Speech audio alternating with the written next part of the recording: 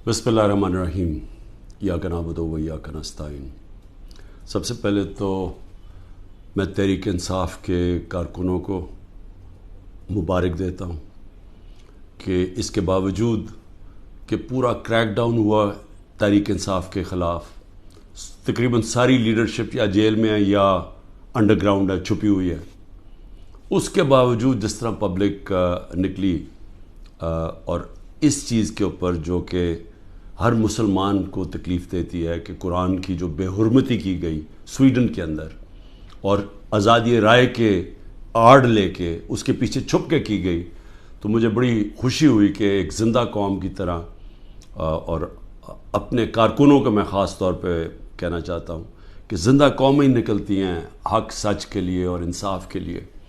और मुझे बड़ी खुशी हुई है देख के कि हमने कम से कम पाकिस्तान से एक आवाज़ उठी पुरअमन तरीके से कि ये हमें इस चीज़ ने तकलीफ़ दी है और आप आज़ादी राय की आड़ लेके लोगों को तकलीफ़ नहीं पहुंचा सकते। मैं पाकिस्तान की अब बात कर रहा हूँ, मैं अपनी पार्टी की बात नहीं कर रहा। ये जो जुल्म हो रहा है एक मुल्क की सबसे बड़ी पार्टी को साजिश के तहत, क्योंकि इलेक्शन ये पीडीएम वाले अब लड़ नहीं सकते, इन सबको खौफ है कि इलेक्शंस के अंदर उन्होंने हार जाना है, तो ये पूरी साजिश का हिस्सा बने हुए हैं और इस्टेब्लिशमेंट के साथ जान के इस्टेब्लिशमेंट को हमारे खिलाफ और कर रहे हैं, सिर्फ इसलिए कि ये इलेक्शन में पीटीआई को इस्टेब्लिशमेंट खत्म करे पीटीआई को, ताकि ये चोर फिर से इलेक्शन जीत के आ जाए। और इनका कोई इंटरेस्ट नहीं है पाकिस्तान में। 14 महीने में इन्होंने पाकिस्तान को उधर खड़ा किया है कि जो आज अगर कल हमने आईएमएफ के साथ इसलिए डिफॉल्ट से बचाने के लिए अपने मुल्क को तबाही से बचाने के लिए, हालांकि हमारे पर हर किस्म का जुल्म हो रहा है, हमने उसके बावजूद इनकी स्टैंड बाय एग्रीमेंट के साथ इसलिए गए हैं कि हमारा मुल्क बच जाए। इनको कोई फिक्र नहीं है क्योंकि इनके सारे पैसे बाहर पड़े हैं। तो सुप्रीम कोर्ट का तफसीली फैसला आया कल 9 मई को, जिस तरह मुझे वहां से अगवा किया इस्लामाबाद हाई कोर्ट के अंदर, जब मैं रजिस्ट्री में बैठा हुआ था, तो जिस तरह मुझे अगवा किया गया कमांडो एक्शन में, सुप्रीम कोर्ट का तफसीली फैसला आया और उसमें 2 चीजें वाज़ेह हो गई कि एक कि यह गैर कानूनी था और गैर आईनी था। जो तरीका इन्होंने जिस तरह मुझे वहां से अगवा किया है वो गैर कानूनी भी था और गैर हमारे आइन के खिलाफ भी था। और यह भी उसमें आया सुप्रीम कोर्ट के फैसले में कि जब मैं चीफ जस्टिस साहब के सामने पेश हुआ तो पहली दफा मुझे पता चला कि क्या हुआ मुल्क के अंदर, तोड़ फोड़ हुई, आग लगी, कितने बड़े एहतजाज हुए। मुझे तो कोई अंदाजा ही नहीं था क्योंकि मुझे तो इन्होंने नजरबंद किया हुआ था। तो यह भी चीज वाज़ेह हो गई क्योंकि मेरे ऊपर केसेस पे केसेस किए जा रहे हैं, पता नहीं कितने 30-40 केस कर चुके हैं अब तक, कि ये मेरी ईमा पे सब कुछ हुआ है, ये जो तोड़ फोड़ हुई है, ये जो जलाया गया और जो एहतजाज हुए।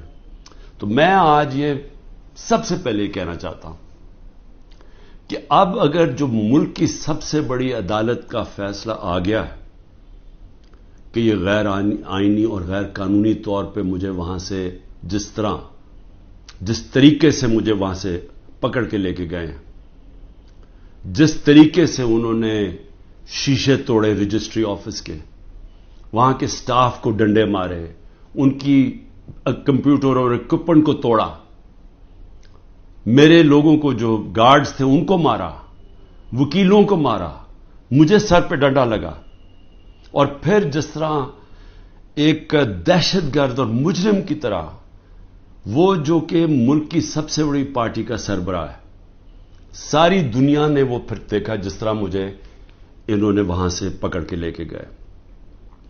और फिर दुनिया में खबर क्या गई कि जी करप्शन के ऊपर इमरान खान को पकड़ा। वो आदमी जो इस मुल्क की तारीख का सबसे ज्यादा पैसा इकट्ठा करता है खैराती प्रोजेक्ट्स के लिए, جس کو یہ قوم سب سے زیادہ جس پہ اعتماد کرتی ہے اپنے پیسے سے، اس سے بڑا تو کوئی اعتماد نہیں ہے۔ اس کے علاوہ اب یہ جو ہمارے لوگوں کا احتجاج ہے، اس کو غداری کہہ دیا گیا ہے کہ ملک سے غداری ہوئی ہے۔ اب میرا سوال یہ ہے کہ غداری کس نے کی؟ کیا ڈنڈے مار کے ایک پارٹی کے سربراہ کو اور اس کے لوگوں کو مار کے اور غیر قانونی طور پہ اغوا کرو اور پھر ہم سمجھیں کہ جی وہ بھیڑ بکریوں کی طرح چپ کر کے بیٹھ جائے گی پارٹی؟ وہ احتجاج بھی نہیں کر سکتی، وہ احتجاج کرے تو وہ غداری ہوگی اب، اور ان کو ساروں کو جیلوں میں 48 گھنٹے میں 10,000 لوگوں کو جیلوں میں ڈالا، سینئر لیڈرشپ ساری جیل میں، ابھی ساری انڈر گراؤنڈ ہے۔ 9 مئی سے اب تک ہر روز لوگوں کو اغوا کیا جا رہا ہے، ہر روز لوگوں کے گھروں میں جاتے ہیں، رشتہ داروں کے گھروں میں جاتے ہیں، گھر توڑتے ہیں، پولیس گھر لوٹتی ہے، ساتھ نامعلوم افراد آتے ہیں، چوری کرتے ہیں۔ میاں اسلم اقبال کی بیٹی کے سارا جہیز چوری کر کے لے گئے۔ کل وہاں بنو کا ہمارا ایم پی پختون یار 40 لاکھ کا وہاں اس کے گھر پہ سونا پڑا ہوا تھا، زیور پڑا تھا، وہ چوری کر کے لے گئے۔ یہ کون سی دنیا میں اس کی اجازت ملتی ہے؟ کون سے قانون کے تحت؟ اور صرف سزا مل رہی ہے کہ جی آپ نے 9 مئی کو احتجاج کیوں کیا؟ کیونکہ اب تو واضح ہو گیا نا کہ ہمارا احتجاج جائز تھا، کیونکہ غیر قانونی طور پہ، پھر سے میں کہتا ہوں، آئین توڑ کے مجھے اٹھایا گیا ہے، اور جس طرح اٹھایا گیا ہے اس کا ریئیکشن آنا تھا۔ اور میرا اب اگلا سوال ہے کہ کس نے پلان کیا سب کچھ؟ کیونکہ یہ جس نے بھی پلان کیا، کیا وہ چاہتے تھے کہ یہ ریئیکشن ہو؟ کیا یہ جان کے کیا گیا؟ کیونکہ اور طرح کی بھی تھے، اگر پکڑنا تھا وارنٹ دکھاتے پولیس، میں نے چلنے سے پہلے کہا کہ اب مجھے پکڑنا ہے تو وارنٹ دکھاؤ، پولیس آگے لے جائے، تو وہاں سے اس طرح بھی۔ لیکن کیوں یہ جان کے کیا گیا؟ اور مجھے یہ شک ہے پری پلان تھا سب کچھ، یہ ریئیکشن پتہ تھا اس کا ریئیکشن ہونا ہے، اور اس ریئیکشن سے پہلی تیاری کی ہوئی تھی کہ اس کے بعد کرنا کیا ہے، کیسے انہوں نے تحریک انصاف کو کرش کرنا ہے۔ اور میں نے کہا کہ 27 سال میں آج تک میں نے کبھی اپنی جماعت کو یہ نہیں کہا کہ کسی قسم کی انتشار کے اندر شامل ہو۔ میری سٹیٹمنٹس ہیں، جب ہمارے سے ظلم بھی ہوا 25 مئی کو، جب ہمارے اوپر جس طرح انہوں نے ہمارے ساتھ ظلم کیا کہ ہمیں بگر کراؤڈ ہے ان کا ڈنڈے مار کے ٹھیک کرو، عورتوں کے اوپر، بچوں کے اوپر جو ہمارے نکلے ہوئے تھے پرامن احتجاج کے لیے، ان کے اوپر جو انہوں نے تشدد کیا، میں نے اگلے دن اسی دن رات کو ہوا، صبح کو میں نے اپنا دھرنا کینسل کر دیا، اور میری اس تقریر سن لیں، میں نے ادھر کہا کہ میں انتشار نہیں چاہتا۔ 26 نومبر کو 4 لاکھ لوگ جمع ہوئے پنڈی کے اندر، اور وہ سارے تھا کہ ہم نے پرامن ایک مارچ کرنی ہے وہاں سے اسلام آباد، وہاں جنہوں نے 30,000 پولیس جمع کر لی۔ تو مجھے پھر پتا تھا کہ انہوں نے ہمارے ساتھ وہی جو 25 مئی میں انہوں نے اس باری پھر وہی کرنا ہے، اور مجھے خوف تھا کہ اتنی زیادہ پبلک ہے اور وہاں خون خرابہ ہوگا۔ میں نے کینسل کر دیا، میں نے اسلام آباد کی مارچ 26 نومبر کو کینسل کی، اور اس کے بعد یہاں 8 مارچ کو جب ہم پرامن ہماری الیکشن کی ریلی نکلنے شروع ہوئی، انہوں نے اس کے اوپر جب حملہ کیا، پھر وہ میں نے ریلی کینسل کی، میری تقریر ہے۔ تو میں نے تو ہمیشہ پرامن احتجاج کی بات کی ہے 27 سالوں سے۔ تو میرا سب سے پہلا سوال یہ ہے کہ اس کا کون ذمہ دار ہے؟ کیا انٹیریئر منسٹری ذمہ داری اٹھائے گی اس کی؟ کوئی اس کو ذمہ دار ٹھہرائے گا؟ اور کیا نیب چیئرمین اس کی ذمہ داری لے گا جو ہوا ہے میرے ساتھ؟ اور میں اب اس سے آگے چلتا ہوں، جب مجھے یہ جس طرح اٹھایا گیا اور اب ثابت ہو گیا کہ یہ اس ملک کے آئین اور قانون کے خلاف تھا، تو کیا ہماری پارٹی کو یہ حق نہیں تھا پرامن احتجاج کرنے کا؟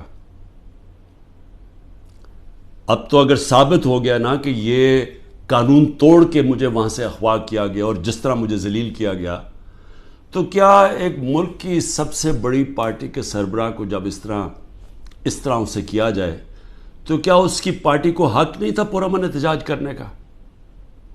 اور یہ میں پھر واضح کر دوں، آئین ہمیں کہیں جگہ پہ روکتا نہیں ہے پرامن احتجاج سے۔ کہ جی کنٹونمنٹ میں احتجاج ہو یا جہاں بھی ہو، ہم کہیں بھی احتجاج کر سکتے ہیں. یہ ہمیں آئین ہمیں حق دیتا ہے. ہمیں توڑ پھوڑ کا حق نہیں دیتا، ہمیں جلانے کا حق نہیں دیتا. اور وہ سارے ہم سب اس کی مذمت کرتے ہیں. میں نے سپریم کورٹ میں جب مجھے بتایا چیف جسٹس صاحب نے، میں نے اس کی مذمت کی اور انہوں نے وہ لکھا اپنے آرڈر کے اندر. میں سوال پوچھتا ہوں آج کہ جو 25 لوگوں کو شہید کیا گیا، جس میں سے 16 ہمارے پاس ایڈریسز ہیں، باقی 9 غائب ہیں، کیونکہ ہمیں خوف ہے کہ اس طرح یہاں اس وقت خوف پھیلایا ہوا ہے، یہ جو ظلم کا نظام بنا ہوا ہے، اس کے اندر وہ پولیس پہنچ جاتی ہے. یہ 16 کا بھی بڑے مشکل سے ڈر کے ان کے رشتہ داروں نے بتایا، ان کے نام دیے ہیں، پتہ دیے ہیں، جو 16 لوگ شہید کیے گئے ہیں.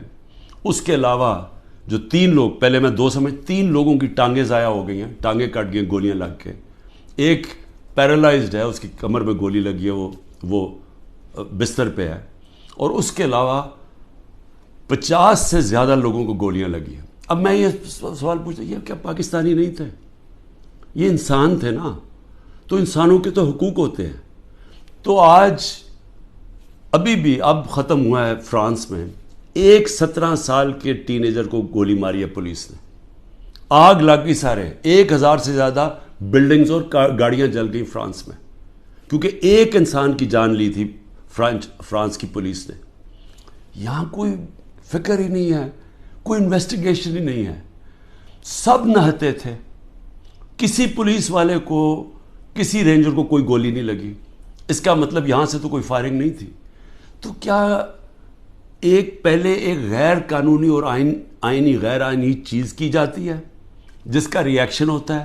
پرامن احتجاج ہمارا آئین ہمیں حق دیتا ہے. تو کیوں ان کو ابھی تک انویسٹیگیشن نہیں ہوئی کہ یہ جو لوگ بیچارے نوجوان تھے، ان کے ماں باپ تھے، بیوی بچے تھے، ان کو جو گولیاں ماری گئیں، کوئی نہیں پوچھے گا. ابھی تک تقریباً 2 مہینے ہونے والے ہیں. پھر ابھی تک میں آخری 2 سوال پوچھتا ہوں کہ ابھی تک کیوں نہیں انڈیپینڈنٹ انویسٹیگیشن ہوئی کہ جو یہ کور کمانڈر کا گھر جلایا گیا ہے، اس کے پیچھے کون تھا؟ کیوں نہیں انڈیپینڈنٹ انویسٹیگیشن؟ کیونکہ یہ کوئی نہیں ہوتا کہ جی آپ ہی فیصلہ کریں کس نے کیا اور آپ ہی پکڑ کے ان کو سزائیں دے دیں. یہ جج، جوری، ایکسیکیوشنر دنیا کے کسی قانون میں نہیں ہوتا. تو کوئی انڈیپینڈنٹ انویسٹیگیشن نہیں ہوئی. ہم ڈیمانڈ کرتے ہیں انڈیپینڈنٹ انویسٹیگیشن ہو. انشاءاللہ ہم ثبوت دیں گے کہ اس کے اندر لوگ گھسائے ہوئے تھے، ایمبیڈ کیے ہوئے تھے لوگ. جس طرح میرے گھر کے باہر پلان بنا ہوا تھا کہ انہوں نے پولیس کے دونوں اسلام آباد آئی جی نے لوگ تیار کیے ہوئے تھے، پولیس والے چند تھے، یہاں لاہور کے آئی جی نے پلان کیا ہوا تھا، اور انہوں نے مل کے یہاں سے گولی چلانی تھی پولیس کے اوپر. انہوں نے پھر پورا اٹیک کرنا تھا واپس. یہ سارا پلان بنا ہوا تھا جو میں نے 22 مارچ کو پبلک کو پہلے بتا دیا. تو یہ بھی میڈ کیے ہوئے تھے، لوگوں کو اندر گھسایا ہوا تھا ہمارے، کیونکہ ہر جگہ سے، کیونکہ میں نے جب بعد میں پوچھتا گیا کہ یہ ہوا کیا ہے، ہر جگہ سے ایک آئی کہ جی لوگ تھے، کئی لوگ اندر گھسے ہوئے تھے، وہ اشتعال دلوا رہے تھے لوگوں کو. اور پھر ہر جگہ سے ایک چیز آئی کہ جی یہ جو ریڈیو پاکستان جلا ہے، یہ کوئی ماچس کی تیلی سے تو نہیں جلا. جو میاں والی کے اندر جہاز چوک جو سب کو فخر کرتے تھے، وہ سیبر جو لگا ہوا ہے میاں والی میں، اس کو کس نے جلایا؟ ایلومینیم کیسے جل سکتا ہے ماچس سے؟ کوئی پلان ہی تھا نا. تو چلیں ہم غلط ہو سکتے ہیں، لیکن انڈیپینڈنٹ انویسٹیگیشن تو ہونا چاہیے نا اس کا. وہ کیوں نہیں ہو رہا؟ اور مجھے افسوس ہے کہ جو فضا بنائی ہوئی ہے کہ غدار پوری پارٹی کو غدار بنایا ہوا ہے، اس فضا کے اندر یہ نہیں ہونے لگا. یہ جو اس وقت جنگل کا قانون پاکستان میں ہے، یہ نہیں ہوگا. جس کو بھی اس وقت پاکستان کی فکر ہے، جو اس وقت گیلپ کی سروے آئی ہے کہ ہر 5 میں سے 4 پاکستانی کہہ رہے ہیں کہ ہم غلط راستے پہ نکل گئے ہیں، یعنی پاکستانی میجورٹی جو 80% سے زیادہ پاکستانی کہہ رہے ہیں ہم غلط طرف نکل گئے ہیں.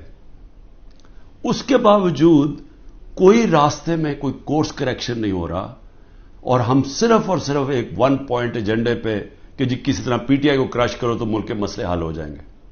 اور اس سے کس کو فائدہ ہو رہا ہے؟ کون ہیں وہ لوگ جو اس تباہی سے فائدہ اٹھا رہے ہیں؟ وہ میں آپ کو یقین دلاتا ہوں کہ وہ پاکستان کی اکثریت نہیں ہے. یہ تھوڑے سے لوگ ہیں جو قبضہ کر کے بیٹھے ہوئے ہیں وسائل پہ, جو قانون کے اوپر بیٹھے ہوئے ہیں, اور وہ صرف اور صرف چاہتے ہیں کہ ہمارا یہ جو قبضہ یہ برقرار رہے, ملک جائے بہاڑ میں, کیونکہ ان کے پیسے باہر پڑے ہوئے ہیں. پاکستان زندہ باد.